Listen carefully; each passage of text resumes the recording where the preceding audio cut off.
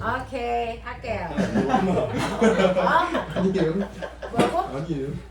자 122페이지 역학적 시스템과 안전 여기서부터 갈게요. 자 역학적 시스템과 안전에서는요 여러분들이 또 하나 알아둬야 되는 물리 파트에서의 테마가 있어요. 바로 우리가 해야 되는 두 번째 내용은 바로 뭐냐면 운동하는 물체만 갖는 물리력. 그래서 멈춰 있을 때는 가지고 있지 않지만 움직일 때만 생기는 물리량이 있어요. 그쵸? 자 이렇게 운동하는 물체가 갖는 물리량에 대해서 알아보자. 운동하는 물체입니다. 자 어떤 물체가요? 가만히 2kg짜리 물체가 가만히 있으면 가지고 있지 않다가 오른쪽으로 3의 빠르기로 가고 있을 때 생기는 물리량. 됐죠? 대단히 많아요.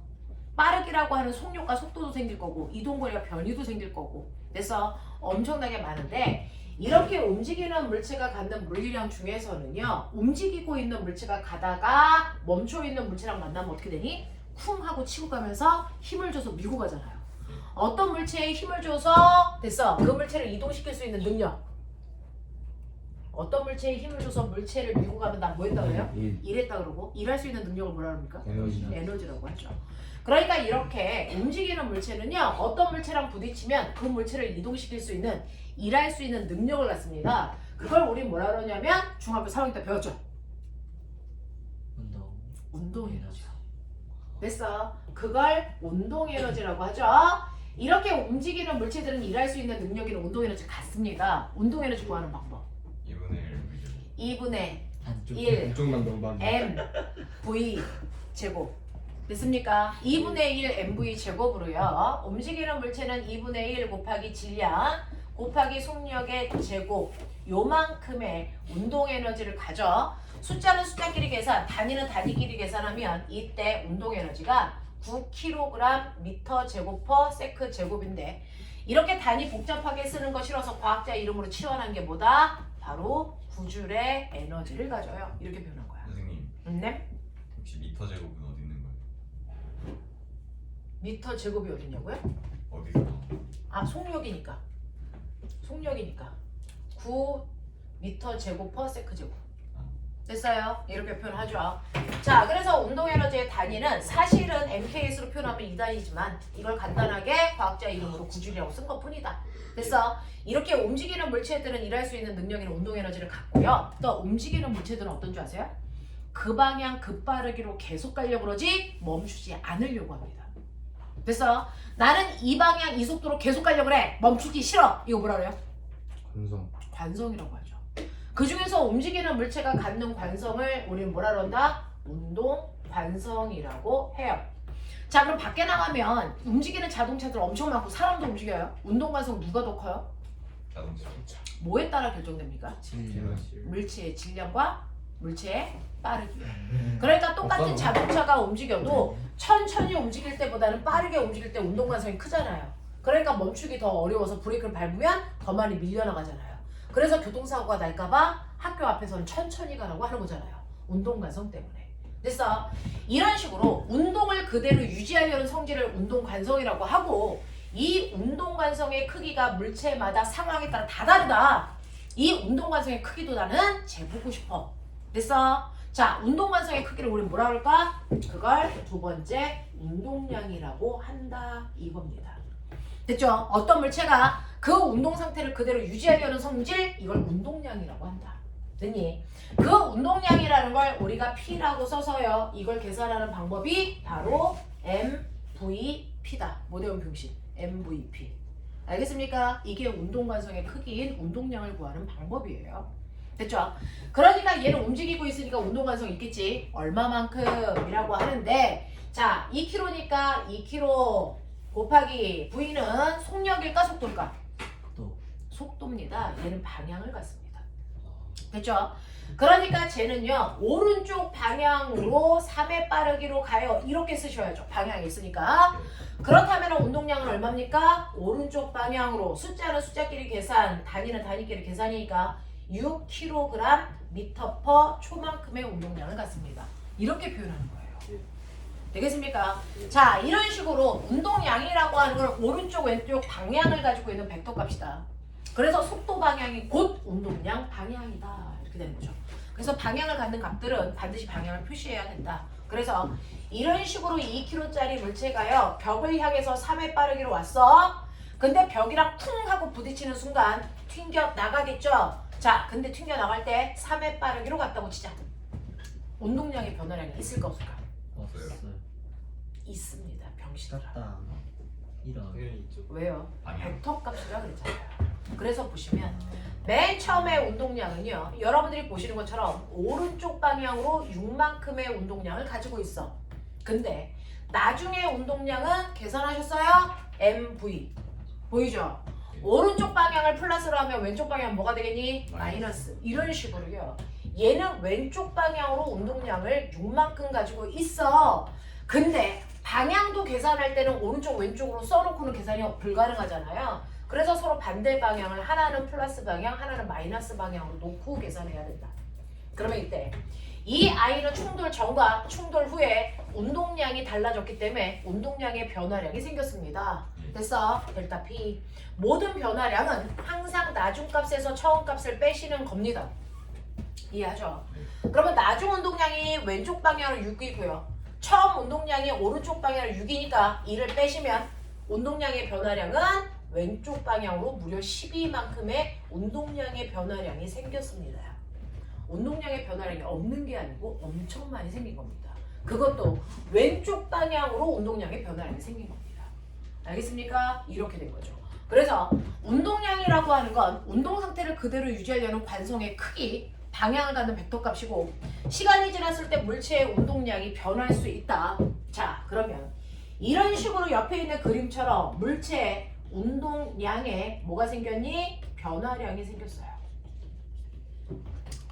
운동 관성의 크기. 글자가 너무 길어서 줄여서 세 글자로 운동량이라고 했거든요. 자, 운동량의 변화량. 이 또한 글자가 7글자로 길어요. 세 글자로 줄여볼게요. 이걸 뭐라고 할까요? 충격. 이걸 우리는 충격량이라고 합니다. 그래서 충격량이라는 건 별게 아니고요. 운동량의 변화량을 충격량이라고 한다. 그러니까 지금 너네가 구한 델타 P, 이게 바로 충격량이에요. 됐죠? 그 충격량을 나는 I라는 기호로 표현한다. 그래서 여러분들이 구한 델타 P가 바로 충격량인 I입니다. 그러니까 얘는 벽이랑 충돌할 때 운동량의 변화량인 충격량이 왼쪽 방향으로 12만큼 생겼어요. 이 얘기야. 근데 나 궁금한 게 있어. 벽이랑 부딪혔는데 왜 갑자기 운동량이 달라졌을까? 왜 운동량이 변했을까? 됐어? 변화량이 얼마인지도 중요하지만 왜 변했을까가 더 중요한 거죠. 과학적으로 보면. 왜 변했을 거 같니? 부딪혔으니까. 부딪히면 왜 변할까? 운동 에너지 운동 에너지가 손실돼서. 손실돼서. 운동 에너지가 손실되는 충돌도 있지만 운동 에너지가 손실되지 않는 충돌도 있잖아. 넌 선행했으니까 알잖아. 네. 됐죠? 네. 실제로요. 얘가 벽이랑 부딪혔을 때 도대체 운동량이 바뀌었다 그랬는데 잘 봐. 바뀐 건 뭐니? 운동량이 MV인데요. 그 중에서 바뀐 건 뭐죠? 얘가 2kg, 2kg 바뀌었니? 안 바뀌었잖아. 그럼 바뀐 건 뭐야? V라는 속도지. 그럼 내가 뭐라 그랬어? 속도라고 하는 빠르기와 방향은 뭐 때문에 바뀐다? 힘. 힘 때문에 바뀐다. 그러니 이물체의 운동량이 바뀐 건 속도가 바뀐 거고 속도가 바뀌었다는 건 벽이랑 충돌할 때 벽으로부터 뭐 받았다? 힘 받았다. 그래서 보세요. 공이 와서 쿵 하고 부딪히면서 공이 벽을 밀면 벽이 반작용으로 공을 그대로 왼쪽 방향으로 밀었잖아요. 그래서 운동량의 변화량이 왼쪽 방향으로 생겼잖아요. 알겠습니까? 그래서 이렇게 운동량의 변화가 일어난 건 부딪힐 때 반드시 힘을 받았기 때문에 변한 겁니다. 됐죠? 아, 그럼 변화의 원인은 힘이래. 당연하죠. 근데 똑같은 크기의 힘을 받더라도 그 크기의 힘을 잠깐 동안 톡 받을 거냐 아니면 계속 훅 하고 받을 거냐 변화되는 정도가 같을까 다를까? 달라요. 그러니까 변화의 원인은 힘이고요. 그 총 변화량은 힘과 그 힘을 준 시간의 곱에 의해서 전체 변화량이 결정된다. 됐어? 그래서 FT 아일랜드 모대음 병신 아이돌 팀 이름이죠. FT 아일랜드 이용기 팀. 그거 모르는 사람 많은데. 너무 옛날 사람. 맞아요. BTS보다 더 유명한데 왜 몰라? 예. FT 아일랜드가 MVP 상 탔다. 병신들아. MVP 상 탄 거죠. 오. 됐어요. 네, 이거죠. FT 아일랜드가 가요계에 충격을 가한 거다. 네, 처음 배우면서. 알겠습니까? 네, 이거죠. 그래서 FT 아일랜드 알겠냐? MVP 모대운 병신. 자, 그러면 선생님 이렇게 물체 운동량이 변한 건 사실은 벽으로부터 힘을 받고 그 힘을 받은 시간에 의해 결정된다. 그러면 얘는 운동량의 변화량이 왼쪽 방향으로 12만큼의 운동량의 변화가 있었다는 걸 우리가 구했는데 내가 알고 보니까 얘가 벽에 닿았다가 튕겨나갈 때까지 걸린 시간이 1초라고 시작. 그러면 이 순간 벽으로부터 얼마의 힘을 받았다는 걸 해석할 수 있니? 마이너스. 네, 왼쪽 방향으로 12N의 힘을 받았다는 걸 우리가 해결할 수 있죠. 됐어? 근데 만약에 벽으로부터 충돌한 시간이 1초가 아니고 0.1초라면 벽으로부터 받은 힘은 마이너스 120. 네, 왼쪽 방향으로 120N의 힘을 받았어야 된다는 얘기잖아요. 됐어? 그래서 충격량은요, 힘과 접촉 시간의 곱으로 해서 사실은 왼쪽 방향으로 12N 초다 이렇게 써도 돼요. 됐죠? 이 새끼와 같은 말입니다. 선생님 단위가 다르잖아요. 같은 단위예요. 뉴턴 초와 킬로그램 미터 퍼 세컨은 같은 단위입니다. 왜? 힘이라고 하는 F는 뭐지? ma로 질량에다가 가속도를 곱한 값인데 거기다가 시간을 곱하시면 이게 날아가거든요. 됐죠? 네. 그래서 여러분들이 보시는 것처럼 됐어. 힘이라고 하는 건 이거예요. 이게 뉴턴이거든요. 그 뉴턴에다가 초를 곱한 값이 여러분들이 보시는 킬로그램 미터 퍼 초와 같은 단위가 돼요. 그래서 우리 습관적으로 충격량의 단위는 뉴턴 초를 쓰고 운동량의 단위는 킬로그램 미터 퍼 초를 쓰지만 이거 단위 바꿔서 써도 똑같은 겁니다. 됐어? 구분할 필요 없다. 이렇게 됩니다. 그래서 충격량이라고 하는 이런 값들은 접촉할 때 힘과 시간의 곱으로 형성되는데 여기서 우리가 느껴야 되는 건 뭐냐면 그렇다면 충격량도 방향이 있네요. 왜? 힘의 방향 때문에요. 이겁니다. 그래서 오늘 배우시는 운동량과 충격량이라는 모든 값들은 다 방향을 갖는 벡터 값이고 운동량의 방향은 속도에 의해서 결정되고요. 충격량의 방향은 물체가 받는 힘의 방향에 의해서 결정되는 거다. 알겠습니까? 예. 네, 이렇게 됩니다. 그래서 얘는 반드시 왼쪽 방향으로 힘 받았구나 라는 뜻입니다. 됐죠? 그게 첫 번째. 그리고 나서 두 번째는 뭐냐면 선생님 똑같이 마이너스 12N 초라는 충격량을 받는데 접촉 시간이 1초일 때와 0.1초일 때 벽으로부터 받는 힘의 크기가 달라져야 되네요? 당연하죠. 됐어? 자, 같은 충격량을 받는데요. 충격량의 크기는 여러분들이 보시는 것처럼 같은데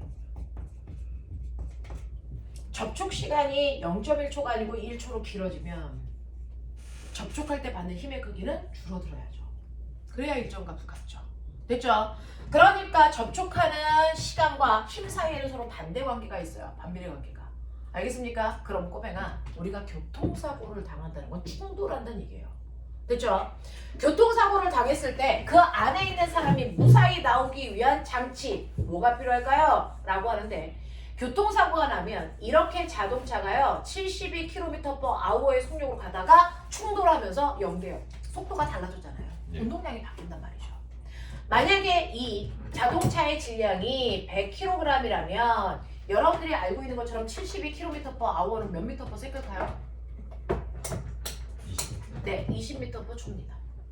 됐죠? 이게 20m/초예요. 그러니까 얘는 맨 처음에 운동량이 2000이었다가 멈췄으니까 나중 운동량 0 되는 거거든요. 그러면 운동량의 변화량이 마이너스 2000의 운동량의 변화량이 충격량이 생겼단 말이야. 됐죠? 자, 그랬을 때 이 안에 있는 사람은 쾅 하고 부딪히면서 몸의 앞에 핸들에 쾅 하고 부딪혀요. 그러면 그 핸들이랑 딱딱한 거에 대단히 빠른 속도로 부딪힐 때 엄청난 힘을 받아서 뼈가 부러져서 죽는 건데.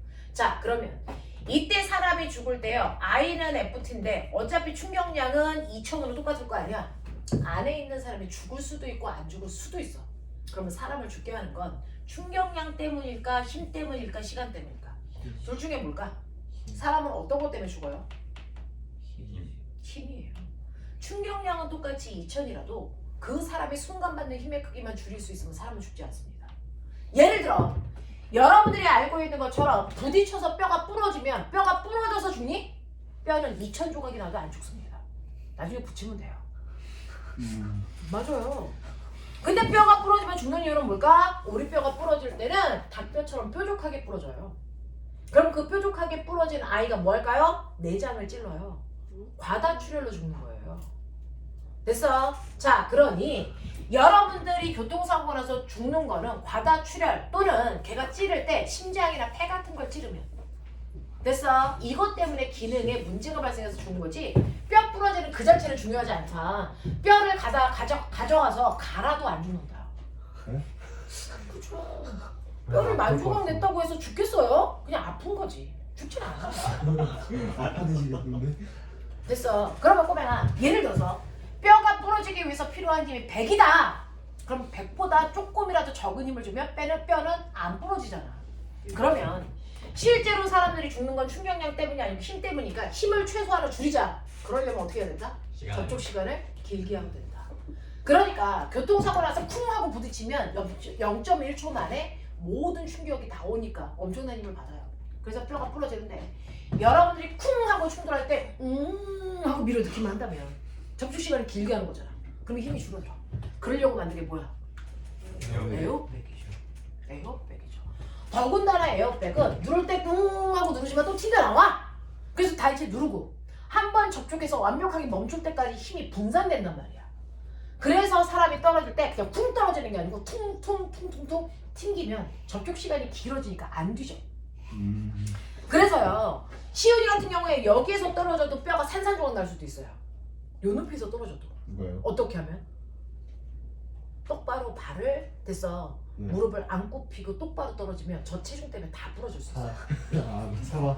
일반적으로 여기서 뛰어내릴 때 우리가 무릎을 굽혔다가 피죠. 이 굽혔다가 피는 이게 뭘 위해서입니까? 접촉 시간을 길게 하기 위해서요. 시간을 연장시키기 위해서요. 그러면 힘이 줄어들기 때문에 뼈가 부러지지 않는단 말이죠. 알겠어? 그래서 접촉 시간을 길게 해서 힘의 크기를 줄이기 위해서 에어백이라는 장치가 있고요. 차체 그 자체에도 또 하나 있죠. 쿠션 역할하는 거 뭡니까? 범퍼. 앞에 있는 범퍼요.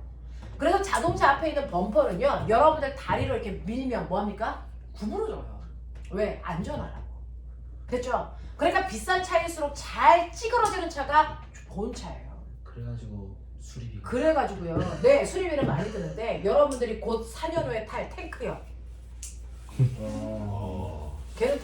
걔는 범퍼가 있을까 없을까? 없어요. 거기서 탱크 끌고. 탱크의 목적은 그 안에 있는 사람을 보호하는 게 아니고 적진에 빨리 침투해서 총 쏘는 거잖아요. 그죠? 그래서 걔는 딱딱하게 만들어 범퍼가 없습니다. 그러니까 걔는 충돌하면 안에 있는 애새끼는 다 뒤져요. 됐죠? 그래서 걔네들은 안에 탈기 위해서 헬멧을 별도로 씁니다. 됐죠? 차체 자체에 안전다 지금 물로 감싸면 되는데. 알겠어. 자, 이렇게 된다. 자, 그러면 이런 식으로 충격량과 운동량이 뭔지는 알았으니까 이때 여러분들 물리에서 가장 중요한 건 어떤 현상을 배우고 나면 그 현상과 관련된 그래프예요. 그러면 우리가 알고 있는 것처럼 충격량이라고 하는 아이는요. FT의 곱인데 나한테 충격량 그래프를 그려준대. 그래놓고 어떻게 그린 줄 아세요? X축은 시간이고요. Y축은 부딪힐 때 작용한 힘이야. 됐냐? 네. 자, 그래놓고 그래프를 이렇게 그렸어요. 10N의 힘을 2초 동안 줬어. 이렇게 그렸어요. 자, 근데 꼬맹아 잘 봐. 이건 힘이고 이건 시간이고. 알겠냐? 그렇다면 충격량은 어디니? 넓이. 그렇죠. 됐어. 힘이 세로축에 있고 시간은 가로축에 있기 때문에 가로와 세로를 곱한 값은 뭡니까? 면적이죠. 그래서 충격량이라는 게 이 면적에 있습니다. 다시 말해서 운동량의 변화량이 바로 이 면적인 거죠. 근데 이 그래프는 거짓말이에요. 실제로 어떤 물체가 부딪혀서 돼서 정지할 때까지 받는 힘의 크기는 일정하지 않습니다. 충돌해서 받는 힘의 크기는 처음에 이 와중에 보시면 처음에 눌렀다가 멈출 때 힘의 크기 이렇게 바뀝니다. 이렇게 일정하지 않다고요. 자, 어떤 모양이 나와도 그래프 밑에 있는 면적이 충격량 또는 운동량의 변화량입니다. 알겠어? 그 중에서 너네가 구해낸 이 힘이라고 하는 F가 뭐예요? 그럼 여기서는 네, 가장 높은 요게 바로 F값이야. 너네가 알아낸. 알겠어? 근데 충돌을 할 때요. 여러분들이 보시는 것처럼 여기 충돌할 때 1초라는 시간 동안에 충돌하고 받은 힘의 크기가 200N이라고 치자. 예. 근데 내가 충돌 시간을 길게 해. 됐어. 네, 길게 하면 이 여러분들이 보시면 I는 FT인데 힘이 200N이고 접촉 시간이 1이야. 충격량은 200이라는 얘기죠. 근데 접촉 시간을 여러분들 1초가 아니고 10초로 줘요. 그럼 받는 힘은 얼마면 되겠니? 20N이면 되겠죠. 자, 이것도 그래프로 그려보면 충돌할 때 충돌한 시간을 길게 하는 거죠. 하지만 이 면적은 똑같이 200으로 같아야 됩니다. 그럼 면적은 같은데 가로축을 길게 하려면 당겨보시면 되죠. 그럼 높이가 어떻게 됩니까? 이게 이렇게 돼요. 그래서 받는 힘의 크기가 준다라는 얘기죠. 알겠습니까? 그래서 이게 바로 에어백이 있을 때, 이게 없을 때. 알겠습니까? 이렇게 된다. 그래서 가장 단적으로 실험을 가장 많이 하는 게 뭐냐면 과학의 날 행사할 때 옥상에 올라가. 옥상에 올라가서 날달걀 떨어뜨려서 안 깨트리게 하는 거 아닙니까? 됐니? 그거 하잖아. 날달걀 떨어뜨렸을 때 안 깨트리는 방법이 뭐냐? 라고 하는 거야. 이 달걀 2kg예요. 똑같아요. 2kg짜리고요. 달걀은 2kg잖아요, 원래. 2kg짜리 달걀을 됐어. 건물 20m 높이서 떨어뜨린다. 기억나죠? 20m 높이니까 몇 초 걸리겠니? 2초 만에 잘 낙하할 겁니다. 됐죠? 지구가 얘를 잡아당기는 힘 20N 똑같은 힘을 받아서 얘가 자유낙하를 해서 바닥에 닿기 직전 2초 만에 바닥에 닿을 건데 닿기 직전의 속도가 얼마죠? 얼마? 20m/초겠죠? 그랬다가 바닥에 닿는 순간 멈추겠죠? 멈췄을 때 이 새끼는 난자에서 깨졌어요. 왜? 시멘트에 그냥 떨어뜨렸거든요. 근데 얘는 안 깨졌습니다. 왜? 100만원짜리 라텍스 위에 떨어뜨렸으니까. 아, 돈이 최고죠. 됐어. 네, 그래서 시멘트와 방석, 시방 이렇게 얘기하는 거예요. 왜요? 그렇게 하는 거 맞아요. 자, 그랬을 때요. 얘는 운동량이요. 처음에 부딪히기 전에 운동량은요. 아래 방향으로 2kg짜리가 20의 속력으로 부딪혔기 때문에 얘의 운동량이 아래 방향으로 40입니다.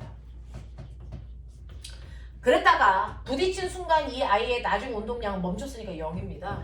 그러면 이 아이의 운동량의 변화량은 얼마입니까? 모든 변화량은 나중 값에서 처음 값을 빼는 거니까 0에서 200을 빼셔야 됩니다. 200이 아니고 40을 빼셔야 됩니다. 그러면 얘 운동량의 변화량은 됐죠? 우리는 아래쪽 방향을 플러스로 했으니까 얘 보시면 위쪽 방향으로 40만큼의 운동량이 변했습니다. 이렇게 된 거야. 됐죠? 자, 그러면 얘 운동량의 변화량인 충격량이 위쪽 방향으로 40인데 얘도 40, 얘도 40 똑같은데 왜 결과는 달라? 그건 접촉한 시간이 달랐기 때문이죠. 됐죠? FT에서 네, 얘는 바닥에 닿아서 멈출 때까지 0.1초밖에 안 걸렸기 때문에 400N의 힘을 위쪽 방향으로 받았다면 얘는 한번 부딪혀서 라텍스니까 튕겼을 거 아니야. 멈출 때까지 걸린 시간이 10초였다고 치자. 그렇다면 라텍스 방석으로부터 받은 힘은 위쪽 방향으로 4N밖에 안 되니까 안 깨지겠지. 무슨 말인지 알겠어? 이렇게 된다고. 되겠죠? 그래서 깨지고 깨지지 않고라는 결과치가 다르게 나타난 건 접촉 시간이 다르기 때문이다. 접촉 시간을 길게 할수록 힘을 적게 받기 때문에 깨지지 않는 거다. 알겠습니까? 이렇게 됩니다. 여기까지 납득 안 되는 사람 손. 됐어? 자, 그런데 이때요. 어떤 물질이 충돌을 하는 그 과정에서요. 됐어? 작용하는 힘이라는 게 있는데 여러분들 혹시 모를까봐 한 번만 합니다. 중학교 1학년 때 우리가 뭘 배운 게 있어요. 그런 게 좀 그렇겠죠? 중학교 1학년 때 우리가 뭔가 배운 게 있겠죠? 중학교 1학년 때 여러분들이 과학을 배우면서 뭐를 배웠었냐면 중학교 1학년 책에 모든 힘은 항상 쌍으로 작용한다 이렇게 배웠어요. 그런 게 있어요. 네. 나는 미경이 높이밖에 생각 안 나. 모든 힘은 항상 쌍으로 작용한다 이렇게 배웠는데 꼬맹아 쌍은 몇 개를 얘기하니? 개. 2개. 그러니까 모든 힘은 항상 2개의 힘이 동시에 나타나 이런 얘기야. 그럼 모든 힘은 항상 2개의 힘이 동시에 나타나는데 이때 2개의 힘을 부르는 방법. 2개의 힘에 이름이 있어요. 하나의 힘은 뭐라고 부르고요? 작용. 그리고 또 하나의 힘은 뭐라고 부른다? 반작용. 그래서 모든 힘은 항상 작용과 반작용이라는 두 힘이 동시에 나타납니다. 됐죠? 그래서 이렇게 칠판이 있어. 준비됐어? 손바닥으로 칠 거야. 와우. 와, 됐죠? 진짜 밝았다. 그러면 첫 번째 제가 딱 하고 칩니다. 제가 뭐 했습니까? 손이 칠판을 10N의 힘으로 치는 작용을 합니다. 근데 그때 동시에 반작용이라는 힘이 같이 나옵니다. 예. 0.1초 차이도 없습니다. 동시에 나오는데 동시에 나오는 반작용의 힘은요. 새로운 힘이 아니고 주어와 목적어만 바꾸면 된다. 그러니까 그 순간 나오는 반작용의 힘은 칠판이 누구를 손을 얼마의 힘으로 10N의 힘으로 치는 행위가 나오는 거죠. 됐죠? 자, 그 중에서 우리는 모든 힘을요. 작용점 힘의 방향, 힘의 크기로 표현하니까 화살표로 표현하니까 한번 F1을 화살표로 찍어보자. 그래서 손이 칠판에 10N의 힘으로 쳤네요. 이때 작용점 어디다 찍어요? 힘을 준 애한테 찍습니까? 받은 애한테 찍습니까? 손 받네. 힘을 받은 애한테 찍습니다. 아, 난 힘 여기다 받아서 여기 받아서 여기 아파 이거거든요. 힘을 받은 점을 얘기합니다. 여기 아파 후회줘 이거잖아. 그렇죠? 거기가 작용점이야 이 새끼야. 됐어? 네. 자, 그래서 칠판에 힘을 줘서 손이 밀었으니까 밀리는 방향으로 10N 이렇게 하는 게 F1이야. 됐죠? 그랬더니 칠판이 손을 10N의 힘으로 쳤어요. 요번에는 힘 받은 애가 손이니까 손에다 작용점 10N 이렇게 하면 이게 F2라는 거죠. 그러니까 여러분들이 칠판을 손이 쳐서 아플 때요. 여러분들 손이 아픈 이유는 F1 때문이야? F2 때문이야? F2 때문에 아픈 거죠. F1 때문에 아니라는 거죠. 되겠어? 자, 그러면서 작용 반작용의 힘을 보시면요. 작용 반작용의 두 힘은 반드시 힘의 크기를 같아야 된다. 예. 근데 힘의 방향은 반대다 100%. 그러면 얘네들의 합력은 얼마일까? 0. 이라고 구하시면 뒤질랜드죠. 실제로 합력은 같은 물체에 작용하는 두 힘을 합력을 구할 수 있는 거죠. 이렇게 힘을 받은 물체가 다른 애들끼리 합력을 구할 수 있다 없다? 없어요. 됐어? 합력은 손에 작용한 힘들끼리, 칠판에 작용한 힘들끼리만 구하는 거지 칠판과 손에 작용한 힘들로 합력을 구할 수는 없습니다. 근데 작용 반작용은 무조건 힘을 받은 대상, 물체가 달라요. 그러니까 이 두 힘은 절대로 합력을 구할 수 없습니다. 알겠습니까? 이렇게 됩니다. 얘처럼 같은 물체에 작용했을 때 합력을 0 만드는 두 힘을 우린 멋진 말로 뭐라 그럽니까? 좀 멋진 말 좀 알자. 이 두 힘을 우린 뭐라 그럽니까? 힘의 평형관계의 두 힘이라고 하고요. 그래서 이 두 힘은 작용 반작용의 두 힘이라고 한다. 알겠습니까? 요거 알아두셔야 시험 문제 건너갑니다. 되겠죠? 자, 그래서 어떤 물체가 서로 쾅하고 충돌할 때 작용과 반작용이라는 힘이 서로 작용합니다. 자, 그래서 보면아 요것만 하고 잠깐만 끊어줄 테니까 눈 크게 떠. 오, 시험을 너네가 너무 오래 봤잖아. 맞습니다. 네. 자, 보세요. 여기요 앞에 덩치 큰 시훈이가요 느릿느릿 가요. 됐죠? 10kg나 되는 뚱뚱한 애새끼가요.